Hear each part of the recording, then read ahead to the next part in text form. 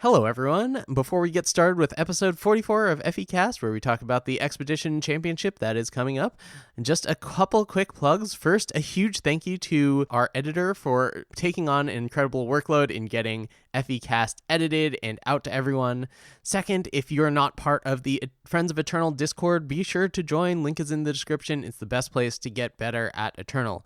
Finally, FECast is made possible by our patrons over at patreon.com. Without these people, we would not be able to compensate our lovely editor and pay for hosting fees. So these people make FECast possible week in, week out, and they deserve the recognition that I'm about to give them. So huge shout out to Cotillion, Ryder, Alcide Bava, Work Done Son, Camomilk, Crissier, D-Dub, and Yeast Out for continuing to support FECast and all the things we do at Friends of Eternal. All right, without any further ado, let's get started with episode 44 of FECast, The Expedition Championship. Cura is still legal.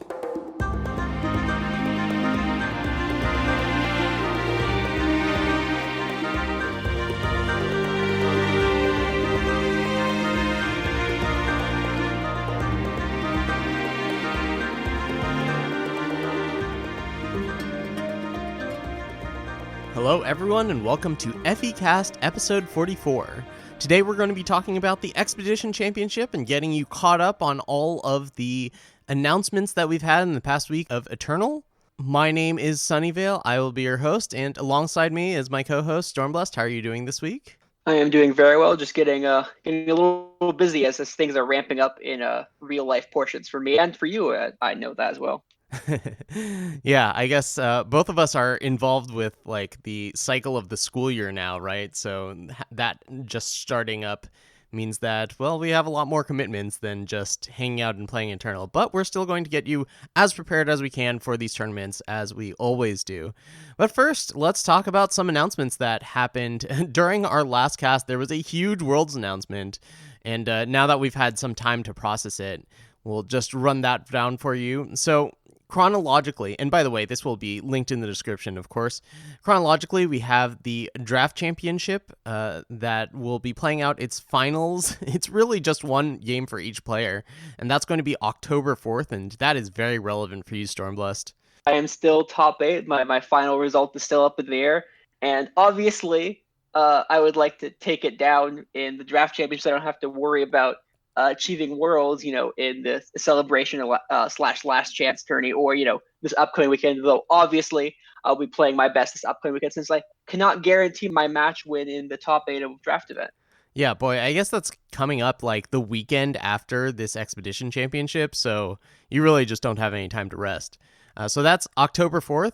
And then we have something called the Eternal Celebration, and they said it was a throne event, and this is going to be happening the week of October 23rd through 30th. And it being a throne event makes me think that everyone's going to have a god account for this week, and you're going to get to play whatever you want. That's my guess, but like obviously it's entirely speculation.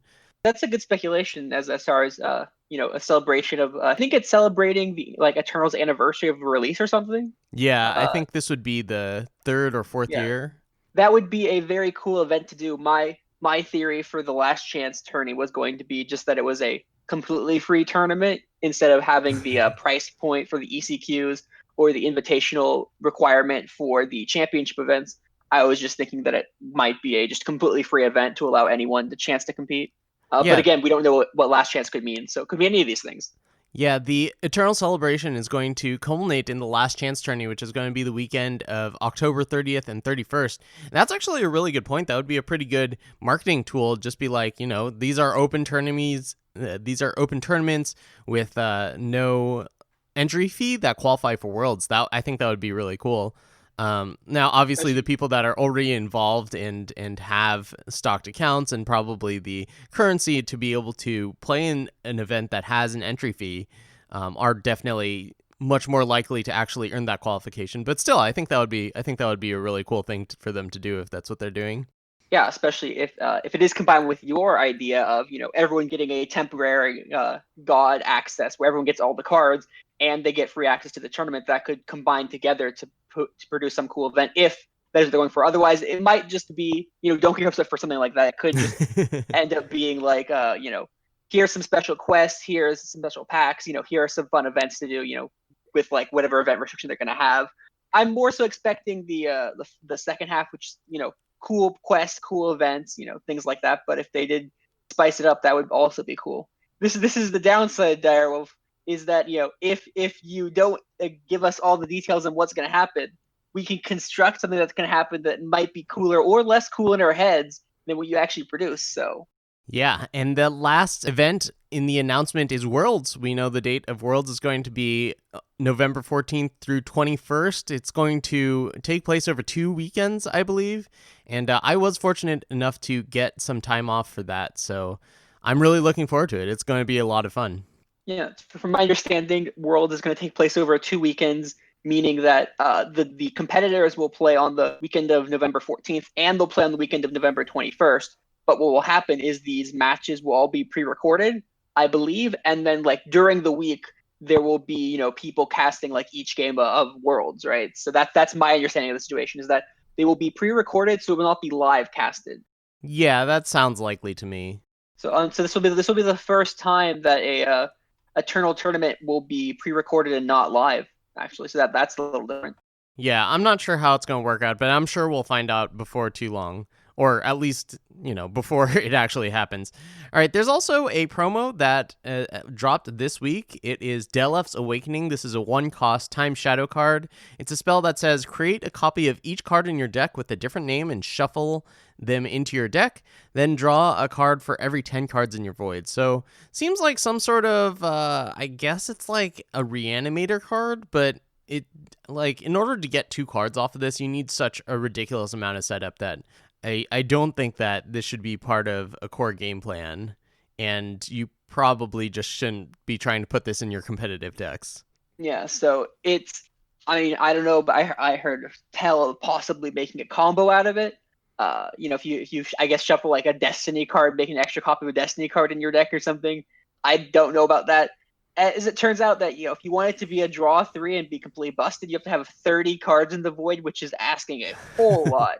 And if you wanted to just be like a good card but not busted, you'd have to have 20 cards, which, if that was doable, I could see it being really powerful. But the problem is that 20 cards is also asking for a whole lot. In fact, asking 10 cards is a whole lot. You've seen cards like that 2/3 for 1 shadow that gets bigger if you've got 10 or more cards in your own void.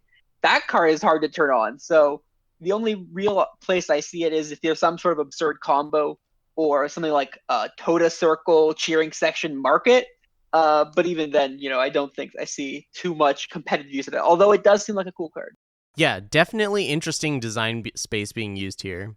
All right, another announcement for this week is our wonderful editor put together a spreadsheet with all of the tournament results that they could compile as far as official Direwolf Digital Eternal tournaments go.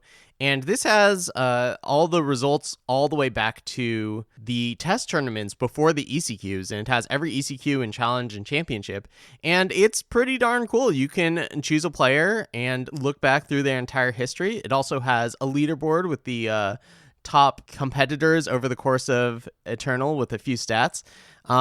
So major props for taking the time and putting this together, because I don't know, it's really cool to look back at stats. I'm a huge sports fan. This is something that I really enjoy doing. I think this is one of the coolest, competitive things to come out of Eternal recently, that maybe not excluding actual tournaments or whatever. I think that this is a really cool spreadsheet. I really like it. Although I will say something, it's not completely updated 100%. There are a couple of events missing their totality, I should say, like the Masters events from season 1 of Eternal. Like the Draft Masters and the Throne Masters, and also the Last Chance qualifier for season 1 of Eternal. Those events I know specifically because I know if they were there in totality, they'd bring my own numbers up. So I kind of have a petty, small-minded, vested interest in seeing the completion of the spreadsheet. Oh, okay, I see. I didn't look that carefully, but it had a lot of them. Yeah, no, it is mostly complete and does have, like top 8s for everything or top 4s or whatever was given out by Direwolf. So it is, I mean, regardless of my own numbers being, slightly smaller than I'd like them to be, it is a wonderful spreadsheet. I recommend checking it out if you have an interest in looking at the history of competitive Eternal and, seeing like, wow, how many top 8s does Sunny have? Well, you'll have to check the spreadsheet to find out for yourself. Or top 64s, rather. Yes. Top 8s too, I guess, but I meant top 64s. Yeah, I strongly recommend everyone check it out, if for nothing else, to see how many top 64s I have, how many day 2s I have. Because I did know that I had the most day 2s. I did not know that it was by such a wide margin, and I am very proud of that. It is very, very impressive. Good job, me. All right, let's talk about what happened this past weekend. We had our Throne Championship. It was won by Skelly on Stonescar. Some excellent play in the tournament. I don't know if you caught the coverage, Stormblessed, but this was one of the most entertaining tournaments to watch. From my point of view, I wasn't able to watch the whole thing, but I caught bits of pieces of it, and I definitely caught every second of the finals, and that was very exciting. Yeah, I thought it was a very good, fun tournament to watch. Actually, I was surprised. I guess even with Kira decks kind of having their perhaps issues, they are still fun to watch in action. Especially when you had some absurd, piercing grief games that looked ridiculous, like going to decking with like if you looked at those voids, you couldn't even see like if you looked at if you haven't watched it yet, look at the VOD for Roshi versus Jose something. Jose Carlos. Jose Carlos, yes. In the void, Roshi's void, he was at the top, and his void was gone at the end of the game. You couldn't even see the top card of his void because it was just out of here. That's how large the void were. Yeah, so the tournament was a very entertaining tournament to watch. I obviously wish I could have gone further. I managed to get to top 16 right before the top 8 money spot, but I was pretty happy with my deck. I took Huru Kira. I took basically Sunny's slightly older Kira list. I took the old market we discussed last time, and I swapped Zadidi for Fearless Crescendo. I was playing 3 Fearless Crescendos with only 2 targets for it, and I liked that a little better. I thought that taking an Embargo Officer was ridiculous, and I thought that card was just great, and it won me so many games. But yeah, so that's what happened in Throne, is that I basically just took Huru Kira that we discussed last week, but I swapped Sadidi for Crescendo. Yeah, Skelly defeated Gurga PM in the finals. Gurga PM was on Huru Kira, and man, it came down to Milos hitting Gurga PM, putting a Firebomb in Gurga PM's deck, and then the Insignia that Gurga PM was about to play coming in depleted unexpectedly, and boy, that was brutal, especially since he played so well the entire tournament, turning up until that point. Yeah, I mean, people might like to complain about the Kira decks, but in reality, they really do take a lot of skill. Try playing Kira decks. Yes, there will be some games where you just win or whatever, win or whatever, like blah. But like a lot of the games, really, you have to sequence super hard because every turn of the game, starting on turn 2, is just brutal. You really have to make so many decisions. Like, do I play undepleted power now? Do I risk my Hosian? Do I just play Railgun's Disciple, but then I might not be able to play power on turn 3? When do I play Kira? What cards do I play on Kira? It's a lot. There's a lot there. Sometimes you'll just get like the turn 3 Kira active with 4 holding a bubble shield, but a lot of time you won't. And then you really do have to play as well as you can every turn of the game.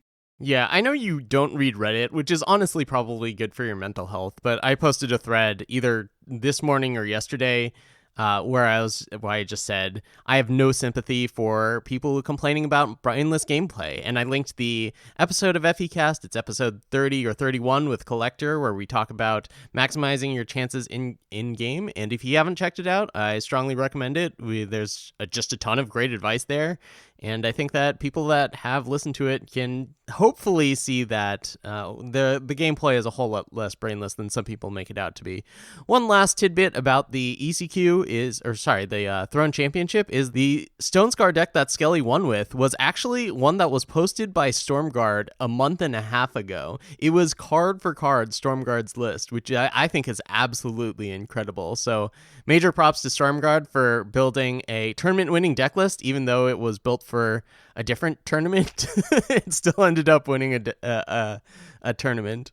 I really like that, actually. I don't want to happen too often, but I really do like that a old list won a tournament because, it really shows that this is an eternal, non-rotating format. Yes, there are nerfs and buffs, but, sometimes the deck that just was good before is still a good deck. And, I like that, you know, you feel like, hey, play your deck from 2 months ago, it still might be good enough.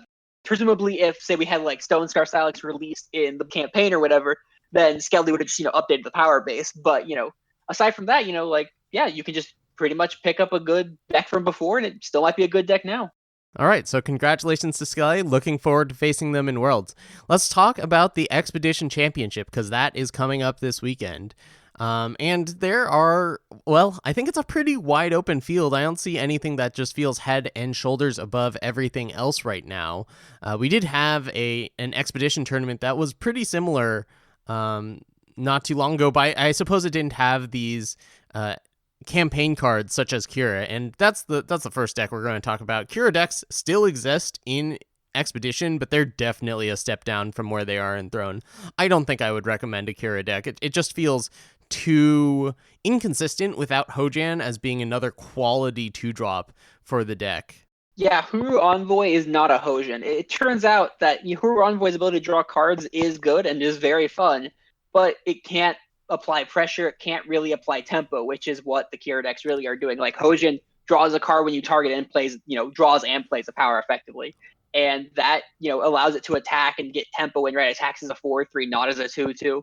So I think that it gets a lot worse, especially because you can't play. It's much harder to say play Huru Kira in Expedition than in Throne, because, you know, then this is definitely the case because of Huru Val and not, you know, especially not Huru Silex, right? You have so many less duels in Expedition. You have 8 duels for the off fact. Because if you look at it, aside from like Hojan, you still get like Huru Smuggler, Bring to Light, most of the, like, I think you get all of the combat tricks, right? You get Levitate, you get the whole suite of 1-cost spells are still in Expedition. And Huntress even, right? You can still play Huntress, Trickshot Ruffian, which is an insane combo. But Yeah, the problem but is it's that so you don't hard. have the influence to support it.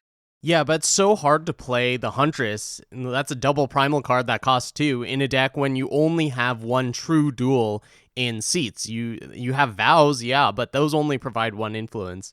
So like that seems really tough. I think you'd have to end up playing both symbols. Jeez, is that right? Holy cow, that seems ridiculous to me, but that might be the case. So the actual case is that you don't play Huru Kira, because then you might end up being playing like Petition or something in your Kira deck without even having a Silex to get with your Petition. So I think that if you're playing a Kira deck, you kind of either have to be Mono Justice, or you have to be a Silex Fifth Herring, or, I mean, maybe you could just like splash the Levitates, but that seems just like you're giving up like Prism Golem at that point, which is like your new best card friend, you know. So it's definitely a lot worse. I think it still could be out there. I think it still might be the plurality of the metagame, just because, you know, it coming in from Throne, everyone does like here, right? There's some sort of inertia on its side. But whereas in the Throne Championship, if I had to guess a prediction, I'd say that it was like 40% of day 1 feels playing Kira, and then 50% of day 2 is playing Kira. Exactly 31 decks were playing Kira day 2. So I would say that, you know, the numbers kind of shoot way down, but it still might be plurality. I just don't know. Aside from Kira decks, I think that any mono faction deck could be a valid choice, with Mono Shadow requiring the most work out of them to be functional. So I think like I think any mono faction deck could be a reasonable choice if you thought it so. I'm not sure I'd go with like Mono Primal, but like that could still be valid too. Like Mono Shadow could still be valid, but like, you know, obviously Mono Justice is the Kira route, Mono Time is the Alhed route, and then Mono Fire has, you know, being Sunday's favorite deck route. But yeah, I think that any mono faction deck could be a valid deck to bring. Yeah, Prison Golem is pretty solid. I think that, man, like the format still has Defile and Defiance, right? But those cards just seem somehow less well positioned. I don't know. For some reason, Prism Golem just seems like it's kind of a house in Expedition, and it's just kind of annoying to deal with unless you're playing Mono Time. And I just want to point out one more thing that you mentioned Huru Envoy earlier. It's a lot easier to go over the top, I feel, in Expedition because the Kira decks just aren't as explosive. So like if you're playing Huru Envoy, like sure, yeah, it's another threat that draws cards, but it just can't snowball a game as fast as something like Hojan can. Yeah, you know, again, you lose Huntress. That's big. You know, I won so many games. Like I think it was in the top 64 itself. I made a 1917 Huntress on turn 5. You know, I can't do that in Expeditions. It's so much worse. specifically about these sort of monofaction, mostly monofaction decks. We have Alhed decks as sort of either the runner-up or the actual, king of Expedition right now. Might be the plurality of decks, might be an Alhed version, right? You have Mono Time, as stated earlier, but also you have Xenon. Xenon has the potential with Alhed either with, in some sort of like Strangers build, or, them just having Xenon with like Curtain Call potentially. But Alhed's really powerful, as Sunny said, with things being slightly slower, slightly going bigger, Alhed is slightly slower, slightly bigger. So it's kind of just a generally good fit for Expedition right now. Yeah, I kind of expect Alhed decks to be the plurality. So like with Alhed, it's really easy to just win over bad decks, right? Like if you're playing a monotime deck and your units are efficient and your opponent isn't doing enough to really be in the game, Alhed is just going to run over it. So I think that like considering this metagame is pretty undeveloped, we could see just a lot of Alhed decks beating decks that aren't well tuned enough in order to beat it.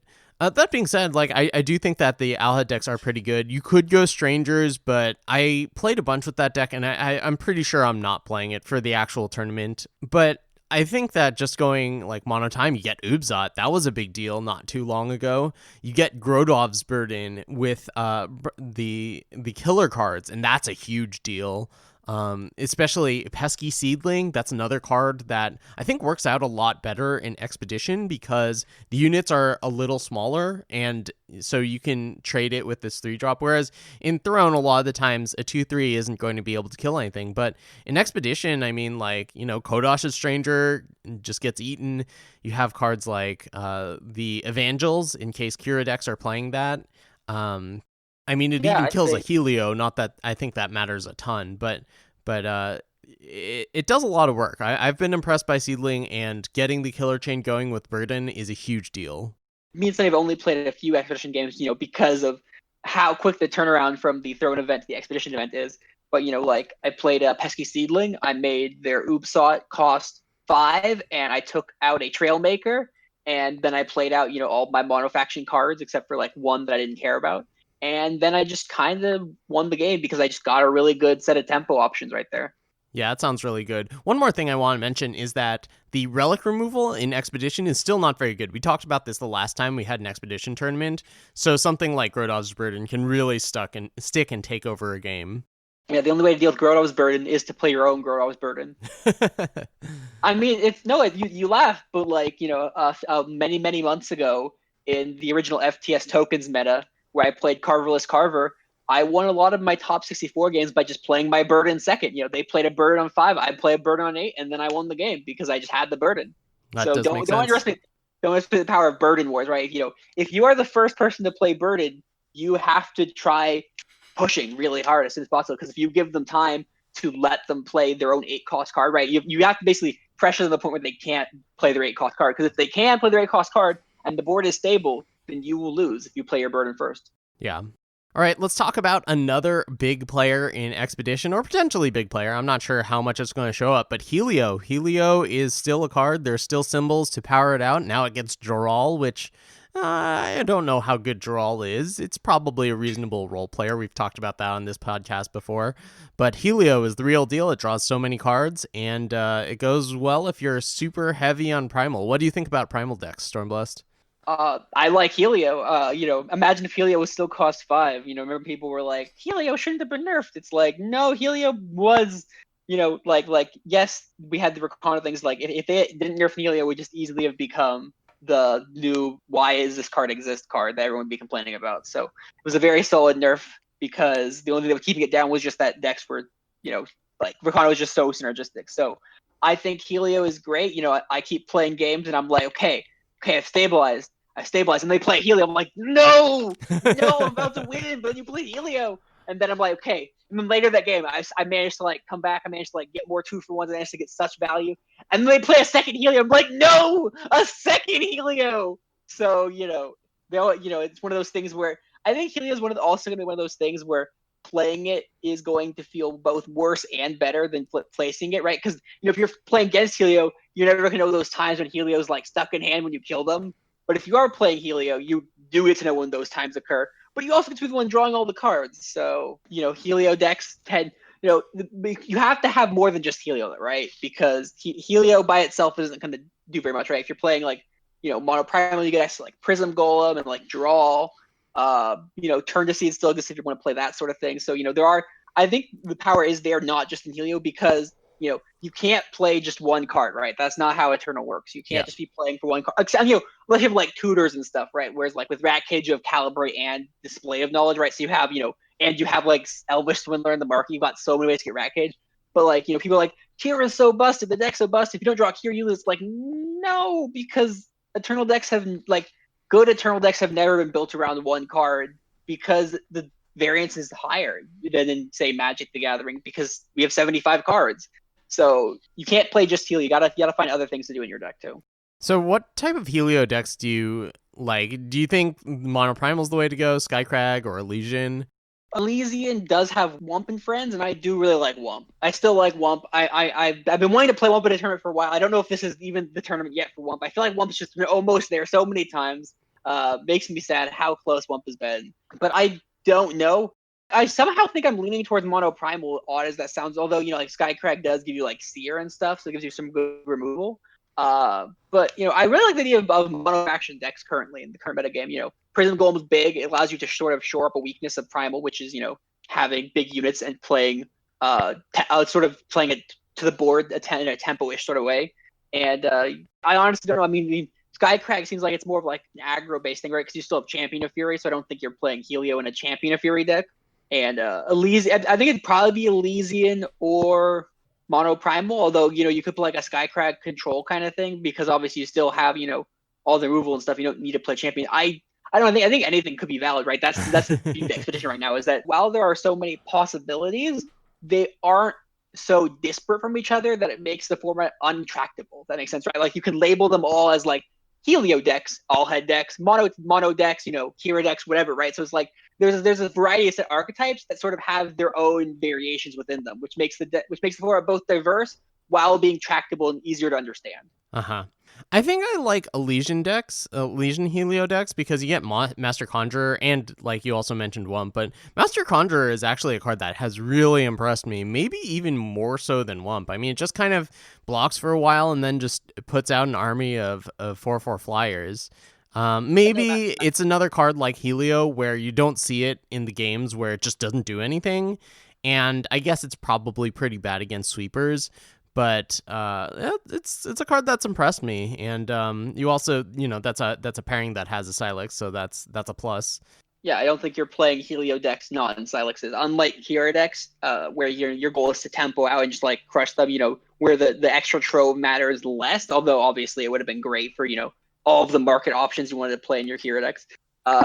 Decks that are actually going to the late game playing Helios, do really want the Silexes, right? So I think that unless there was some sort of grand big brain deck building, I think you do want to limit your exploration of Helio to these Silex options. The benefit of Master Conjurer and Helio together is that, drawing lots of cards will draw you into your spells, right? I mean, obviously drawing cards is good, but like, you got to have that mass quantity of spells to be able to tempo out 4/4s. And if you're tempoing out 4/4s, then you are using the cards in your hand, right? And sometimes you have to use them not as efficiently just to create that 4/4. So Helio allowing you to refill is a pretty good synergy. Obviously, Master Conjurer beefing up your Primal Influence. You can see what decks I've been playing recently. But yeah, beefing up your Primal Influence is a big deal. You eventually reach the point where you play Helio, you're like, oh, darn, I have to discard 2 cards to hand size now? Oh, no, what a shame. What a poor world I live in.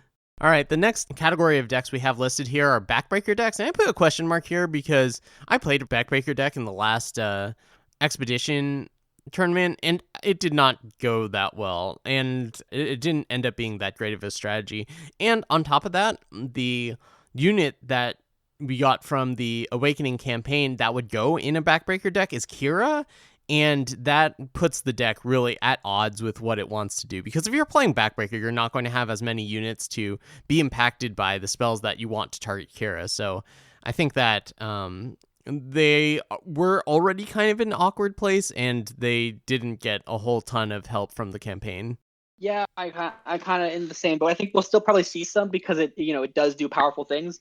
Ironically, the loss of Hojin I think impacted the potential for Backbreaker a lot of ways the most, because the best link between the sort of Akira deck and a Backbreaker deck is Hojin, right? Because that's sort of the link between the two, is that Hojin allows you to get extra justice as well as ramping you into playing the Backbreaker. So losing Hojin hurts these Backbreaker opportunities more so than not. Being said, Roland is still a very powerful card, and things have potential. I don't expect it to do as well as the other decks we've mentioned, but you should definitely still be aware of it, right? Because you're still going to see it, at least once. Yep. All right, next category of decks. I actually saw this a bunch last night when I was playing on ladder, is Worldpyre decks.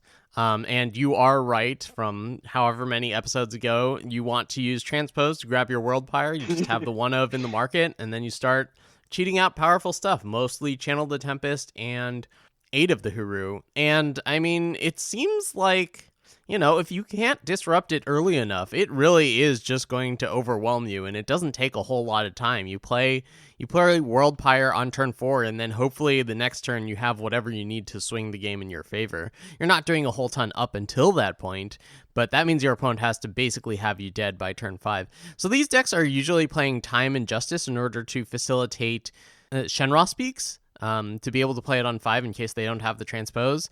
And I think the rest of the deck pretty much just plays a lot of card draw and Wasteland Brokers.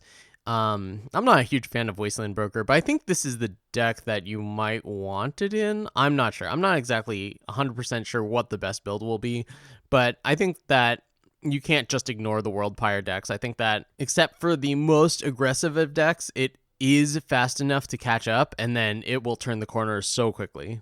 First of all, I just have to say that technically speaking, I think you were kind of right about Worldpyre, because in Throne, actually, I think the best any Worldpyre deck has ever done has been even Worldpyre, and they obviously aren't playing Transpose. So technically, I think you were right, but effectively, I was right. If you haven't already, go watch the top 16 match between Roshi and Jose Carlos from just 2 days ago. Anyways. Worldpyre decks, I've never really liked them. I've never really thought they could get anywhere. I don't think they've done well in the Expedition tournament thus far, and nothing's really changed about them since that point. I don't know if there's any new cards from the campaigns that impact their decks, so I don't really believe in that deck, because I've played a bunch of these 3-faction decks with Shenron Speaks, and your influence is hard. Your influence is so hard, because do you know how many games I've played with a 3-faction deck with Shenron Speaks where I just lose because I just can't draw my, second Time and second Justice, right? You're you're playing Justice, Time, Primal, or even Primal, and that's just really hard to get. So I think I'm coming down the side of I'm not the biggest fan of these Worldpyre decks. Although, now that I've said it, obviously I'm going to take it to the Expedition tournament. Yeah, I mean, I don't know how Roshi does it, but they seem to keep on building Worldpyre decks that are reasonably functional and somehow don't just get run over by every deck with any sort of proactive strategy. So I don't know. I guess you want to watch Roshi stream or something. I don't know. Yeah, I mean, I was playing an aggressive deck. I don't know if I was playing the Kira deck or an Alhed deck, but I just couldn't win in time, and then they turned the corner, and I had no shot. I guess part of the reason that I'm not a big fan of Worldpyre is A, the influence is just really rough, and then B, I was saying you don't want to play to having one card get decks or whatever. Worldpyre is kind of playing for that one card deck, right? If you don't draw the Transpose, you have to play a much slower game, and you're just playing a much worse game because you're playing a game on your opponent's terms that you'll probably you can just get run over, whereas you're not playing this really crazy tempo turns after skipping a turn. So, I mean, just on how I like to play the game, I'm just not the biggest fan of the decks, and based on what I've seen from the decks, obviously the decks can run you over, but the decks also can get run over themselves, and sometimes just don't draw the Transpose for Worldpyre. Fair enough. All right, the last category of deck we have here on our document is Stonescar. Obviously, Stonescar does not have a Silex to go along with it, but boy, the card quality is there. And we talked about Stonescar previously and decided that wasn't worth it because your Champion of Chaos was hard to turn on. The Cut Purse was a little awkward, but I've kind of seen a lot of people liking Stonescar, and I've definitely lost to it a bunch.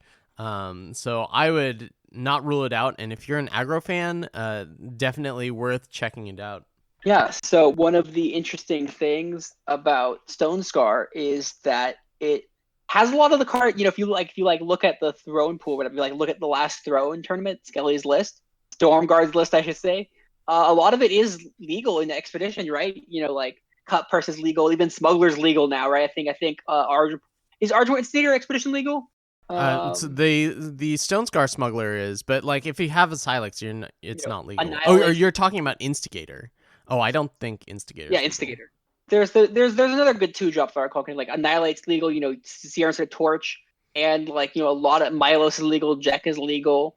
Thunder of Wings. I think if you yes, Thunder Wings is legal. I think the thing to do though is probably going to be that you have to lean heavy on one influence, right? Like you're probably still going to play Champion of Chaos no matter what as a 4/4 overwhelm or a 4/4 deadly most of the time, but I think you're kind of want to lean into probably heavy fire for like Jack and Milos. So I think you might not play Dark Blade Cut Purse in a good. Well, I guess even with like Cut Purse is a 3/2, right? If Cut Purse is a 3/2, you're happy. So, but I think you're not going to want Cut Purse to be like a 6/2.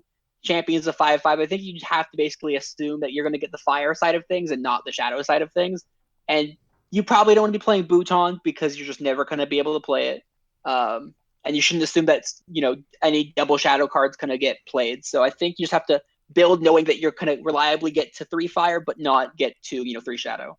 Yeah, that brings up an interesting point. Of the cards that have the of the legendaries in the new set that have quad 1 influence and double another influence, we really have not seen many of them. I think Roland is the only one that we've really seen a ton of in Expedition. I guess in Throne we've seen a fair amount of Button, whatever his name is. But I don't think you can play it in this deck. You have 1 duel. Yeah, you're probably playing some amount of symbols, both fire and shadow, in order to make up for the fact that you just don't have the best tools to get a ton of influence, so you're probably playing those in order to play your powerful cards. But boy, trying to hit Bhutan just seems really, really, really hard. That being said, I think Stonescar is a pretty reasonable deck. I wouldn't be surprised if I ended up bringing it. I would be surprised if Sunny ended up bringing Stonescar either. It's either that or Monofire, right? I don't think I'm playing Monofire. The payoffs for Monofire just really aren't true. there. I think Stonescar is just much better. Yeah. But the biggest payoff for Monofire is like Prism Golem, but even I'd still take 4/4 Overwhelm over a 5/5. Especially because both Champion and Prism Golem dodge Annihilate together, so it's not as bad. Yeah, I mean Champion has Overwhelm, but also it can be a 5/5 deadly. We'll get to that point eventually. Sure. And sure, also you get Smuggler. Like Monofire does not really want to play Fire Etchings, right? It definitely doesn't want to play Wasteland Broker. So getting Smuggler is a pretty big deal. Yeah, Smuggler is pretty big game. Smuggler's probably I'm going to assume that the Senway Smuggler is going to be the Smuggler Expedition that sees the most play out of the set of 5, I believe. That seems very reasonable. I mean, okay, so the other thing that could happen is that people figure out how to make the Kira deck work and are playing the Rhyme Conclave Smuggler. I mean, that is one of the most powerful smugglers in just that exists. And if you can get it to work, well, you've got Bring to Justice in the market. The power base for that deck has got to be a nightmare. I mean, you're probably playing at least 1 set of Evangels. Not both. Both. I was looking at it. I was like, do I have to play 8 Evangels in this deck? Oh no! And then I kind of put the deck away because any primal influence you make that doesn't make justice is just making your game plan worse because your game plan is Kira and Ruffian, right? So if you have to play like a primal sigil or even just your Evangels, making primal influence when you could be making justice influence. Or playing an actual card is just blah. So I don't think it's possible. I wouldn't waste my effort making a Huru Kira list. Man, I don't know. I think it might be. I'm definitely going to try it out and see, but it's probably just going to be miserable. Just the possibility of getting Huntress just makes me gets me so excited. It the Huntress Kira deck, so good. But yeah, it's going to be a challenge. I can't believe that I'm even talking about playing a faction pair that doesn't have a Sylex. Like we've talked so much about how broken Silexes are and how important it is to play a faction pair with Sylex. Well, I know, maybe and then both of us took a non-Silex deck to the of course, I did say, right, the way to have a non-Silex deck is that you have to have a deck that's aggressive enough and doesn't really, can't use the extra card as well as the deck, And so the Kira decks, while obviously, as I said, they would love to be able to have an extra card to have a free market swap. They are super tempo heavy, and they also have a good amount of card draw as well. So like having the extra card in hand matters a lot less than most other non-Silex pairings, right? Stonescar is sort of the other exception, right, where it's just so aggressive that the extra card is less useful. Although even then, I still like to have it for Jack and stuff. Yeah, I mean, to be fair, there was a couple really broken interactions going on in that Huru deck that made it good. But yeah, I guess actually the finals of the Throne Championship was non-Silex deck versus non-Silex deck. Well, we'll see if that happens again. Clearly, Silex decks are balanced, and Darryl should not nerf them. It could be that we see another Stonescar versus Hirukira if what I'm talking about now has any fruit. No. Don't listen to Sunny. If it's Stonescar versus Hirukira, I will eat my metaphorical hat. I will not tease Sunny for like a dozen casts. How does that sound? Oh my goodness. There's no way you'd survive. If it's Hirukira versus Stonescar, the rematch, part 2 Electric Boogaloo, the quickening, I will not see Sunny for a dozen casts. How does that sound? Goodness. Okay, everyone listening, you know what to do. Let's get some Stonescar versus Hirukira in the finals of the Expedition Championship. So something really funny is so Batteries, he was on the cast a few weeks ago. Great builder Batteries. He made a bet that was that if Hirukira won the tournament, he would give up XD. So if you don't know, Batteries is a streamer who also really likes typing XD in all chats. And he said that if Hirukira won, he'd give up XD, and he came this close to losing his XD privileges. Oh my god! Well, at least yeah, I heard a lot of that about Hirukira not being good enough or whatever. At least that kind of got shoved in people like Batteries' face. Yeah, Hirukira might be good enough, Batteries. Yeah, but I did careful what you claim. I thought it's kind of sad for Gurga, but I guess Batteries was secretly rooting for Skelly the whole time. All right. Okay. Thank you, everyone, for listening. We'll be back next. Well, what are we talking about next week? I guess we'll figure it out, right? Results. And, we'll come. Well, maybe we'll talk about draft for 1 week. I'm just kidding. But no, we'll have some sort of interesting topic. This is going to be not these metagame casts. It'll be some sort of more generic style cast, which I think have their place, and I'm glad that we could get the opportunity to do a generic cast again. Yeah, sounds good. Tune in next week for Generic Cast. Until the next time, best of luck to everyone participating in the Expedition Championship. Thank you for listening, and we will see you in the Friend Zone. The Friends of Eternal Discord is the best place on the internet to get better at Eternal. We have players of all skill and experience levels all happy to help each other out on basically any aspect of their Eternal gameplay. And making all this possible is our generous patrons over at patreon.com. If you'd like to support FECast or Friends of Eternal, consider donating at patreon.com/Friends of Eternal. Thanks again for listening, and until next time, we'll see you in the Friend Zone.